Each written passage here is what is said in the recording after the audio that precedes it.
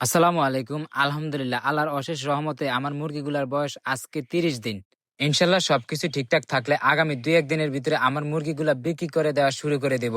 তো যেহেতু আমার মুরগিগুলার বয়স আজকে ৩০ দিন, তো ভাবলাম যে আমার মুরগিগুলা একটু ওজন দিয়ে দেখি যে মুরগিগুলার ওজন কিরকম এসেছে।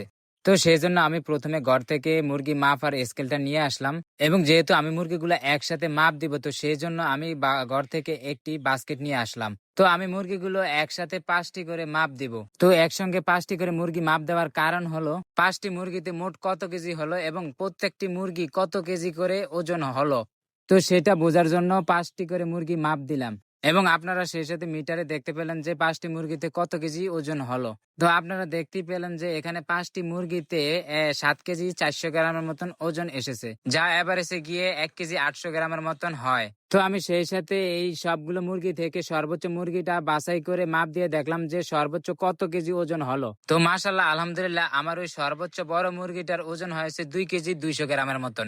আশা করি ইনশাল্লাহ বিক্রি করতে করতে হয়তো ২-১ দিনের ভিতরে আরো ২-১০০ গ্রাম করে ওজন বাড়বে। ইনশাল্লাহ আশা করি আমার খামারে থাকা সবগুলো ছোট বড় মুরগি মিলিয়ে ২ কেজি করে ওজন হবে।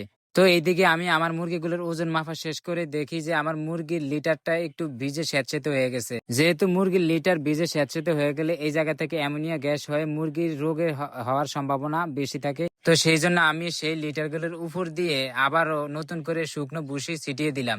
শুকনো কাঠের ভুসি ছিটিয়ে দেওয়ার ফলে ভিজা লিটার থেকে হওয়া অ্যামোনিয়া গ্যাস এবং নানা ধরনের রোগ ব্যাধি থেকে মুরগিগুলো রক্ষা পাবে, এবং সেই সাথে মুরগিগুলো হাঁটাচলা করতে এবং বসতে খুব আরাম বোধ করবে।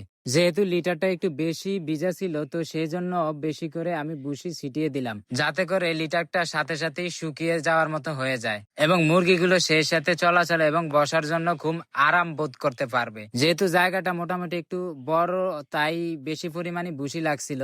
আর সেই সাথে আমার কাছেও পর্যাপ্ত পরিমাণ কাঠের ভুসি স্টক করা ছিল, অর্থাৎ আমার কাছে কাঠের ভুসিগুলো কয়েকটি বস্তা ভরা ছিল। তো এইভাবে করে আমি সম্পূর্ণ জায়গাটাতে ভালো করে শুকনো ভুসিগুলো ছিটিয়ে দিলাম, এবং যে সমস্ত জায়গা দিয়ে একটু বেশি পরিমাণে ভিজা ছিল, তো সেই সমস্ত জায়গাগুলো আমি একটু বেশি করে শুকনো ভুসি ছিটিয়ে দিলাম। তো এইভাবে করে আমি সম্পূর্ণ খামারটিতে শুকনো ভুসি ছিটিয়ে দিলাম। শুকনো ভুসিগুলো ছিটিয়ে দেওয়ার ফলে দেখতে পাচ্ছেন মুরগিগুলা কি সুন্দর স্বাচ্ছন্দ্যে হাঁটাহাঁটি করতেছে। শুকনো ভুসি দেওয়ার পর মুরগিগুলো তাদের পা দিয়ে ভুসিগুলোকে কিভাবে লড়াচ্ছে, এবং সেই সাথে মুরগিগুলো এই দিক ওই দিক দৌড়াদৌড়ি করতেছে। তো এইভাবে করে আমি সম্পূর্ণ খামারটিতে আমার শুকনা ভুসি ছিটিয়ে দিলাম। ভুসিগুলো ছিটিয়ে দিয়ে আমি খামার থেকে বের হয়ে গেলাম। তো এই ধরনের খামার রিলেটেড ভিডিও আপনাদের কাছে ভালো লাগলে অবশ্যই লাইক করে দিবেন এবং সাবস্ক্রাইব করে পাশে থাকবেন। আসসালামু আলাইকুম।